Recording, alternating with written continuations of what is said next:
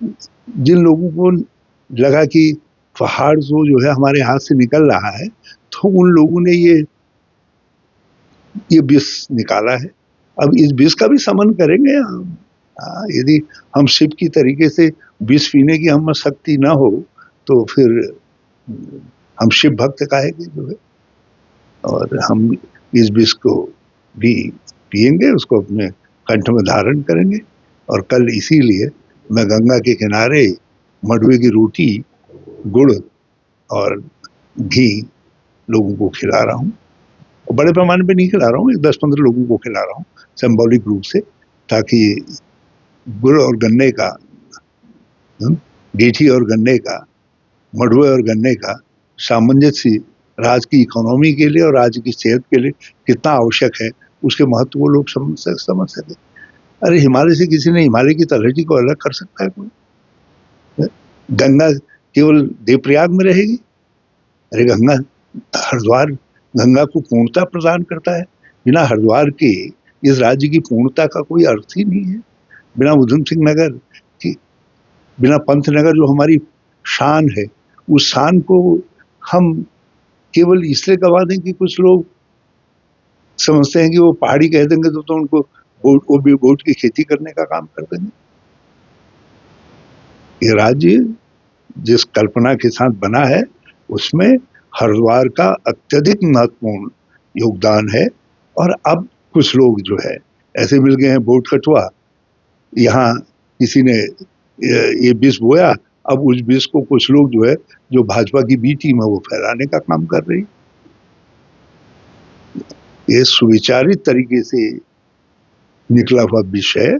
इस विष का हम शमन करेंगे और इस विष का पान करेंगे और लोगों से कहेंगे कि इस विष का को बेअसर करने के लिए मडवे और गुड़ का समन्वय करो, उसकी मिठासी से इसको मारा जा सकता है। नासमझ इतिहास नहीं बनाते। कांग्रेस वो है जहां समझ खड़ी है। हमने सुविचारित तरीके से हरिद्वार जोड़ो का अभियान चलाया था और पार्लियामेंट ने हमारे उस अभियान को आशीर्वाद दिया था।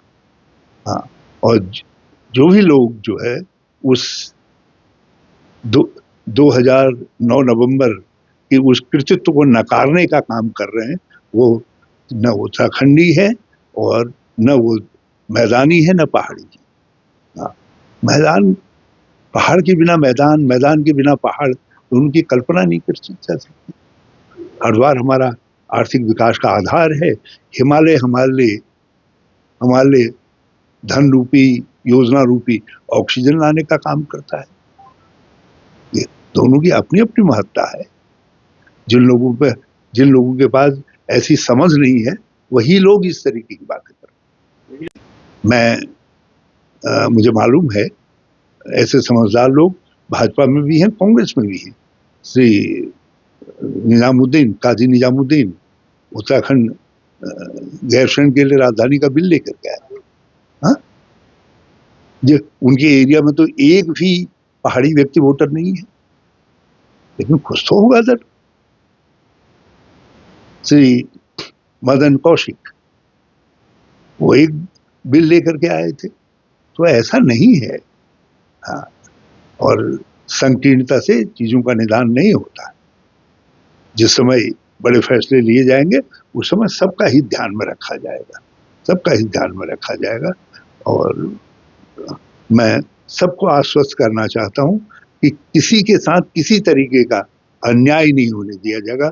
केवल ये राजनीतिक उपल टप्पू जो दूषी के बनाए हुए पर जो है उसको टपक लेना चाहते हैं, उस पर राजनीति करना चाहते हैं, ये वही लोग इस तरीके की गैर जिम्मेदाराना बात कर रहे हैं। वो चाहे कहीं खड़े, वो चाहे खड़े, वो उत्तराखंड की जो आम जन भावना है, वो आम जनमानस का प्रतिनिधित्व नहीं करते। तो क्या उनके बस की है हरिद्वार का पानी रोकना?